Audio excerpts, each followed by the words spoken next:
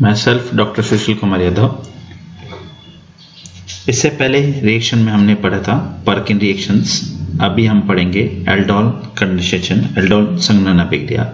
Two molecules of carbonyl compound, alkenyl and alkenones having one or more hydrogen atoms at the alpha carbon atom in the presence of the weak dilute base solution form aldol by self condensation। यानी ऐसे carbonyl यौगिक के दो अणु जिनमें से alpha carbon परमाणु पर एक या अधिक हाइड्रोजन परमाणु उपस्थित हों, दुर्बल तनु क्षार विलयन की उपस्थिति में स्वयं संघनित होकर एल्डोल अभिक्रिया बनाते हैं। यह अभिक्रिया एल्डोल संघनन अभिक्रिया कहलाती है। यह अभिक्रिया मेथनॉल द्वारा नहीं दी जाती क्योंकि मेथनॉल में अल्फा हाइड्रोजन परमाणु उपस्थित नहीं होते। This reaction is called the aldol condensation reaction. Mechanism does not give methanol does not give this reaction because it does not have alpha hydrogen atoms. This is the very important point. Similarly, 2 moles of ethanol combine to form acetaldol in the presence of the weak base like the K2CO3, Na2CO3 and BaOH2 solutions. दुर्बल क्षार की उपस्थिति में ethanol के दोनों आपस में जुड़कर एसिटेडोल का निर्माण करते हैं। ये इस कंपाउंड देखें CH3CHO, और ये भी कंपाउंड वही है CH3CHO, OH नेगेटिव की प्रेजेंस में अभिक्रिया करेंगे। और ये जो है H, ये जो CH2 है, ये कंपाउंड बनेगा इस कंडीशन में, H यहाँ चला जाएगा तो बनेगा compound CH3, CHOH, CH2 and CHO। So the formation of this one, the H जो था वो OH के साथ यहाँ पे जुड़ गया और बनाया 3 हाइड्रोक्सी ब्यूटेनॉल यानी एसिटाइलडोल। Similarly, 2 molecules of propanone are condense themselves to give diacetone aldol in the presence of barium hydroxide। ये CH3 कीटोन की पोजीशन और ये वाला कंपाउंड ये है, तो ये जो O है के साथ में H चला जाएगा, तो ये जो कंपाउंड बना CH3 ये वाला जो है ये कंपाउंड एज इट इज रह गया।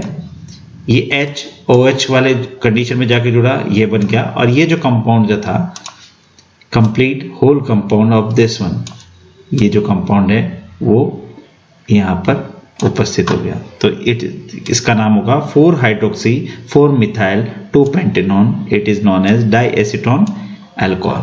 Cross aldol condensation. Aldol condensation may be in different carbonyl compound. It is called the cross aldol condensation. It may be the following steps. Types में देखें, in between 2 different aldehyde, 2 ketones and aldehyde and ketone. Cross का मतलब हो गया आपके पास 2 different aldehyde हो गए, 2 different ketone हो गए, एक aldehyde और एक ketone हो गया। डिफरेंट क्रॉस एल्डोल की बात करें तो यहाँ पे जो है वो है CH3 CH2 CHO और दूसरे में है CH3 CHO। NaOH की प्रेजेंस में अभिक्रिया कराएंगे और बनेगा कंपाउंड 4 हाइड्रोक्सी पेंटेनॉल। इसमें देखें ये कीटोन और ये वाला जो कीटोन ये CH3 CO CH3 दोनों सेम है, बेरियम हाइड्रोक्साइड की प्रेजेंस में होगा और बनाएगा 4 hydroxy 4 methyl pentanone. The product formed by the condensation of alkenyl and alkenone contains the 1 hydroxy group at the beta position of carbonyl compound groups. These compounds are, when heated, the mineral acid like NaHSO4 leave 1 molecules of water and form alpha beta unsaturated alkenyl and alkenones।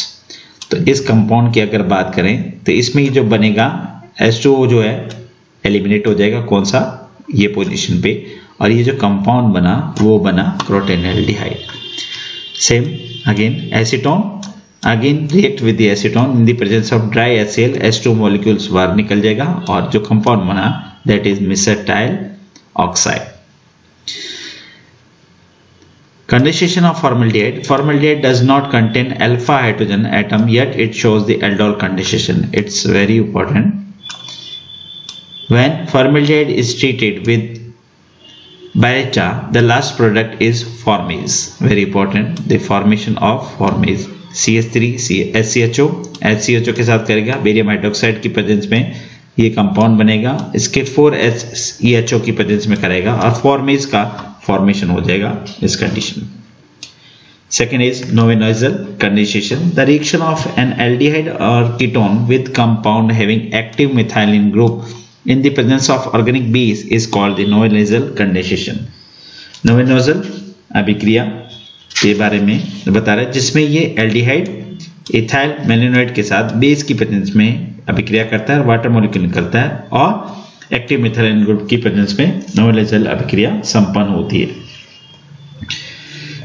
In the above reaction, equivalent quantities of aldehyde and ethyl malonate are taken in the presence of pyridine base. If we are taking the ethyl malonate in excess, then the product will react again and ethyl malonate in the presence of pyridine. The reaction is called the Michael condensation. बहुत important है कि aldehyde और ethyl मैलिनोइड की तुल्यांक की मात्राएं लेते हैं और pyridine क्षार के रूप में रहते हैं। यदि मेथाइल मैलिनोइड की अधिकता मिले तो pyridine की उपस्थिति में उपयुक्त अभिक्रिया का जो उत्पाद होता है वह एथिल मैलिनोइड से पुनः अभिक्रिया कर लेता है। इस अभिक्रिया को माइकल कंडेंसेशन अभिक्रिया कहते हैं। ये जो बना था इसके बाद पुनः ले लेते हैं, पिपरिडीन की प्रेजेंस में अभिक्रिया करेंगे और ये जो कंपाउंड जो बना इस रिएक्शन में जो है वो कहलाएगा माइकल कंडेंसेशन अभिक्रिया।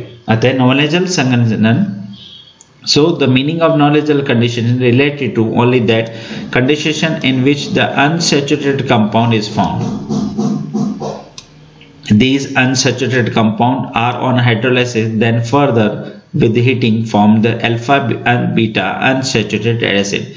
RCHO की अभिक्रिया करें एक्टिव मिथाइलिन ग्रुप वाले से कंपाउंड से pyridine की प्रेजेंस में, तो ये जो कंपाउंड बना हम पहले ही बात कर चुके हैं, इसकी अभिक्रिया KOH और HCl की प्रेजेंस में कराने पर ये जो एस्टर फॉर्मेशन है ये हट जाएगा और दो एसिड मॉलिक्यूल्स बन जाएंगे। इसको हीट करेंगे तो एसिड जो है दो मॉलिक्यूल्स ऑफ एसिड है और उनको हीट करेंगे तो CO2 निकल जाएगी, एलिमिनेट हो जाएगी और जो कंपाउंड बना वो बना alpha beta unsaturated acid. Ethyl malonate is only condensed with the aldehyde. Ethyl acetoacetate condensed with the both aldehyde and ketone. इस अभिक्रिया में देखें Cl C6H5CHO और इसकी अभिक्रिया कराया इथाइल एसिटोएसिटेट के साथ में ये compound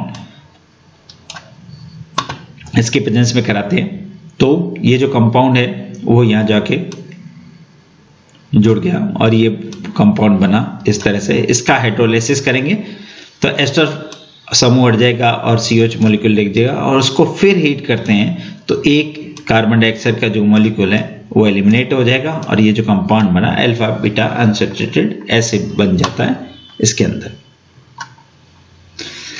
next one is condensation of carbonyl compound with ammonia and ammonia derivative. तो अमोनियम डेरिवेटिव की अगर बात करें, अमोनिया और अमोनिया के डेरिवेटिव की बात करेंगे तो इस तरह की रिएक्शंस जो हैं हमारे सामने आएंगी। अमोनिया व्युत्पन्न जो है नाइट्रोजन नाभिक स्नेही यौगिक हैं। इनमें नाइट्रोजन परमाणु पर एकांकी इलेक्ट्रॉन युग्म उपस्थित होने के कारण यह नाभिक स्नेही केंद्र होता है। नाइट्रोजन नाभिक स्नेही कार्बोनिल समूह पर कार्बन नाभिक स्नेही की अपेक्षा कम प्रभावी रूप से योग करते हैं। नाइट्रोजन नाभिक स्नेही साधारणतः अमोनिया व्युत्पन्न यानी H2NZ होते हैं जहां Z जो है निम्नलिखित है। So the nitrogen derivative of ammonia are nucleophilic compound. They act as a nucleophilic centers due to the presence of lone pair of electron on the nitrogen atom.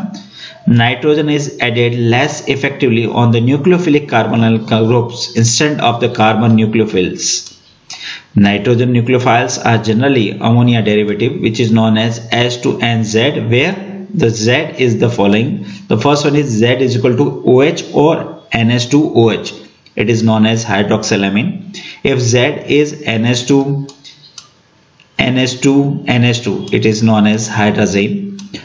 Z is equal to NHC6H5 or NH2 NHC6H5. It is known as phenylhydrazine. Z is equal to NH and this compound hold the compound. And second one is this one. It is known as 2,4-dinitrophenylhydrazine.